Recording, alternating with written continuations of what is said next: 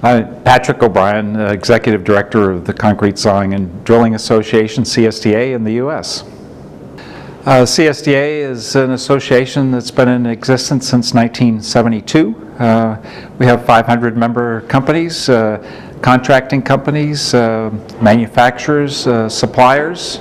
I think we've been involved since the early days of starting IACDS back in the mid-90s, and we've had some visionaries that saw a great opportunity to bring everybody together from around the world. And I think as things go, it's evolved and changed and gotten very, I think, much more, I don't want to say not competitive, much more involved. People are bringing closer together, doing more things. I think the organization that's been provided by Jose and the staff has been great, because I think they're doing a good job to try and make a difference and try and make the organization better than it has in the past. And there's Isaac Newton always said that he was able to achieve great things because he stood on the shoulders of giants that came before him. So I think in any organization, when you have somebody that created it, started it, then other people make it better as they go forward. So. In the U.S., I think, as in many parts of the world, it's improving, getting better all the time.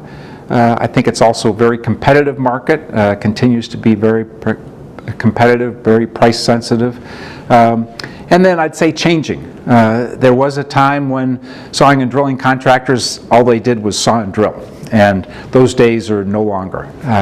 Today, competitors or contractors are involved in many different types of activities to broaden their business and grow their business. And in two activities in particular that have been enormous growth in the U.S. is ground penetrating radar imaging to locate the plumbing, conduit, electrical lines that are within the concrete so that you don't cut into them. So that's one area. The other area is concrete polishing. Tremendous growth opportunities in the U.S. market for polishing concrete. And many of the CSDA contractors that have experience with diamond tools are now using that experience to expand their business by offering diamond polishing services.